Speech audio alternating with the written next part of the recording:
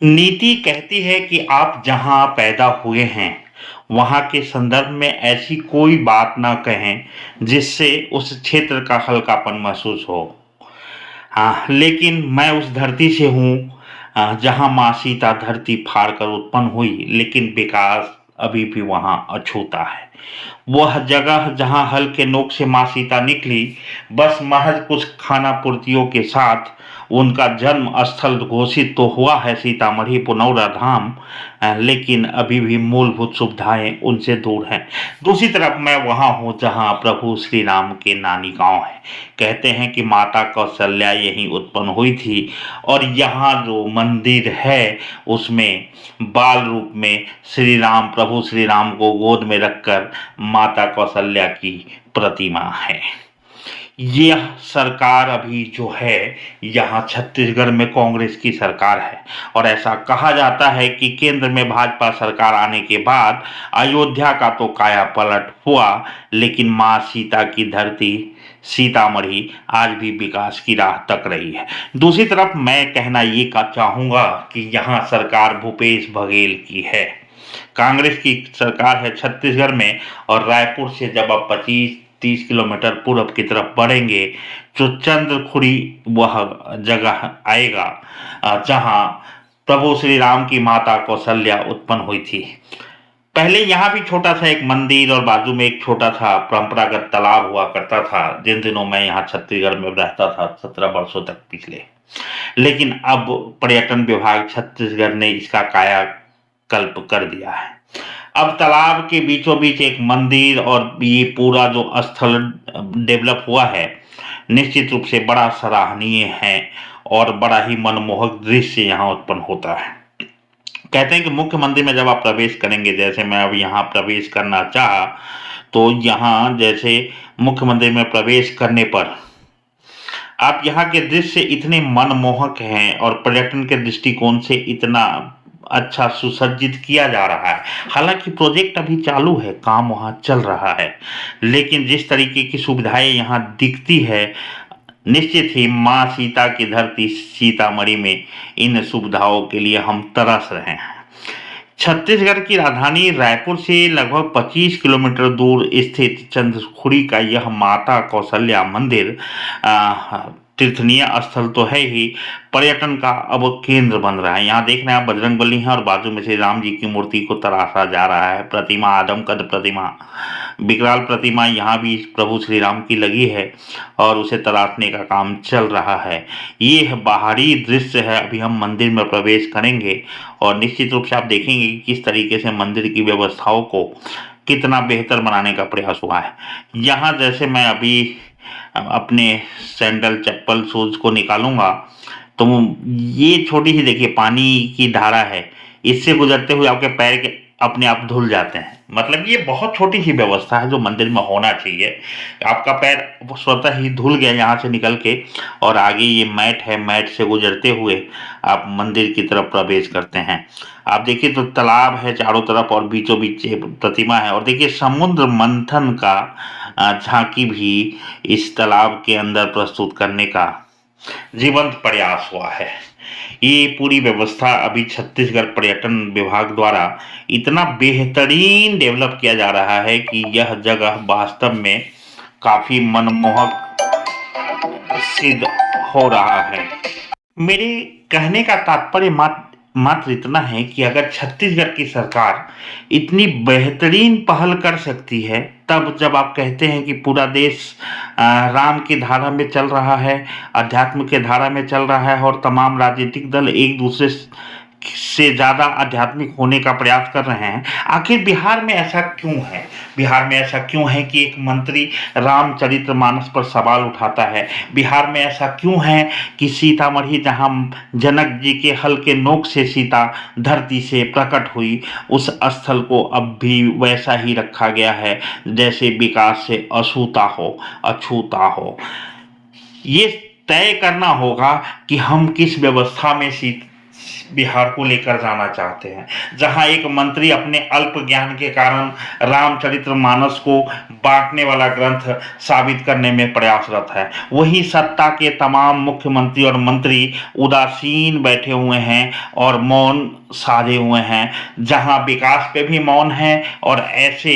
टिप्पणी, ऐसे वक्तव्य जो मंत्री देते हैं उस पे भी पूरी सत्ता मौन साधी हुई है। आखिर बिहार किस तरफ जा रहा है? इस मंदिर के पुजारी से हमने बात किया, इस मंदिर के सेवाकारों से बात किया और उन्होंने इस जगह के महत्व के बारे में मुझे बड़े ही गहनता के साथ बताया। मैं इस मंदिर से प्रसाद ग्रहण कर प्रसाद पाते हुए इस पूरे क्षेत्र का, पावन क्षेत्र का परिक्रमा कर यह जानने का प्रयास किया कि आखिर कमी कहाँ रह गई है। हमारी सरकार में कमी है, हमारे सरकारों को चुनने के तरीकों में कमी है, या कहीं न कहीं माँ सीता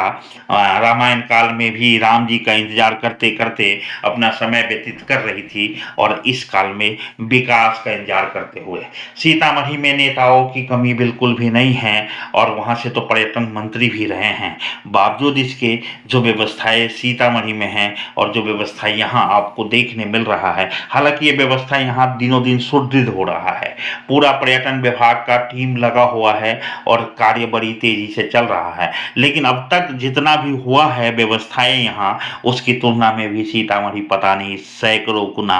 पीछे है। हम राजनीतिक रूप से इतने प्रखर और मुखर नहीं हैं, या माँ सीता के प्रति हमारी भी उदासीनता छाई हुई है। जहाँ एक तरफ पूरा कतार लगा है सीतामढ़ी में, जब हम स्थानीय लोगों की बात करते हैं तो तमाम लोग जानकी पुत्र बने हुए से दिखते हैं, लेकिन ऐसा प्रतीत होता है कि अपनी अपनी लालचों में माँ जानकी के नाम के पीछे अपना पुत्र होने का नाम संजोए तो जरूर घूम रहे हैं, लेकिन वास्तव में जानकी पुत्र जैसा कोई कृत्य सीतामढ़ी में दिखता नहीं है। मैं इस मंदिर के तमाम कोनों में जाकर, इस क्षेत्र के तमाम कोनों में जाकर यह दिखाने का प्रयास आपको किया हूँ कि देखिए व्यवस्थाएं कैसे सुदृढ़ हुई है। उस सरकार में भी, जो कांग्रेस की सरकार को आप मानते हैं कि ये लोग राम विरोधी व्यवहार के हैं, अगर राम विरोधी व्यवहार के बाद व्यवस्थाएं अगर इतनी सुदृढ़ हो सकती है, तो जो राम को हृदय में बसाए होने का दम भरने वाली जो सत्ता और सरकार है, मतलब मैं ये कहता हूं कि आज जदयू और राजद की सरकार है बिहार में, लेकिन अब से पहले तो भाजपा और नीतीश जी की ही सरकार हुआ करती थी, तब भी तो कुछ बेहतर नहीं हो पाया ना सीतामढ़ी में। हाँ, थोड़ा सा कुछ कार्य बिहार में दिखता भी है तो बौद्ध धर्म के प्रति दिखता है, बौद्धायन के प्रति दिखता है, और नालंदा में कुछ विकास दिख जाते हैं,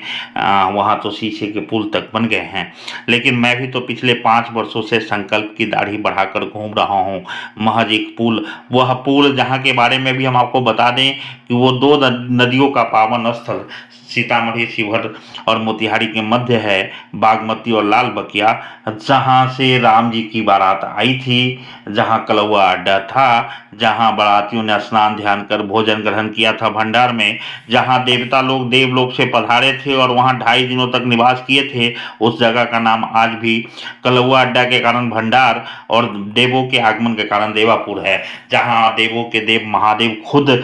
प्रकट हुए थे बारातियों के स्वागत में, और उन्हें बेल का बाग उनके लिए उगाया गया, जिस जगह का नाम बेलवा पड़ा। मेरे खुद ग्राम अदौड़ी से लोगों ने, स्थानीय लोगों ने सब्जी के रूप में एक आइटम प्रस्तुत किया बारातियों के लिए, जिस पर हमारे गांव का नाम अदौड़ी पड़ा। माँ सीता जब वापस लौटी विदाई के बाद वहाँ जनकपुर से, तो एक एक दाना खोइछा का बिखेरती चली थी, और उनका खोइछा जहाँ समाप्त हुआ था वहाँ से नई सीमा प्रारंभ हो रही थी। वही लाल बकिया और बागमती के नदी किनारे पाकर पेड़ के समीप तब उन्हें पुनः खोइछा दिया गया कि आपको यह खोइछा अयोध्या ले जाना है, और उस जगह का नाम पड़ा खोइछा पाकर, जो कालांतर में खोरी पाकर हो गया। और आज हम उसी अदौड़ी खोरी पाकर के लिए बरसों से दाढ़ी बढ़ाते हुए सरकार से एक पुल की मांग कर रहे हैं, और स्थिति यही है कि आज भी वहाँ माँ सीता और राम को अगर अपने अपने ससुराल जाने और आने हों तो केवट का ही सहारा लेना होता है, और लेना होगा, क्योंकि वहाँ सरकार पुल बनाने को संजीदा है नहीं।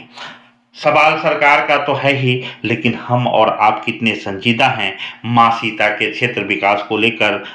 उस पुल निर्माण को लेकर, और इस सत्ता सरकार के उदासीनता के विरुद्ध यह साबित भी करना होगा। पिछले 5 वर्षों से बढ़ती मेरी दाढ़ी निश्चित रूप से मेरे संकल्प को बार-बार दोहरा रही है और यह साबित करने का प्रयास कर रही है कि अपने क्षेत्र के तमाम नेता अगर नकली नहीं होते तो वहाँ भी इस तरीके का असली प्रयास दिख रहा होता। वहाँ भी आप देख लीजिए, जानकी स्थान में जो कुंड है, उस कुंड का हाल देखिए। पूरा कुंड ऐसे लगता है जैसे सेमार से भरा पड़ा है, साफ सफाई तक नदारत है जहाँ। वहाँ देखिए आज इतने बड़े तालाब में एक माँ कौशल्या, राम जी की माता की मूर्ति का इतना ख्याल रखा जा रहा है, उनके स्थल का इतना ख्याल रखा जा रहा है, उनके मंदिर का इतना ख्याल रखा जा रहा है, तो राम जी की भार्य सीता मतलब माँ सीता के स्थल का भी ख्याल न होना और वहाँ कोई विकास न दिखना वास्तव में चिंतित करता है। वास्तव में ये बड़ा गंभीर सा प्रतीत होता है और ये कहते हुए कोई संकोच नहीं। इन्होंने मुझे बताया, अभी इन्होंने मुझे बताया कि जो वैद्य थे लंका से, वैद्य गुरु, याद है जब रामायण काल में लक्ष्मण को जब बाण लगी थी, मूर्छित हुए थे, तब हनुमान जी संजीवनी बूटी के खोज में इन्हीं वैद्य सुखेन, जिनकी समाधि यहाँ है, इनके कहने पर निकले थे और जब उन्हें समझ नहीं आया तो पूरा पर्वत उठाकर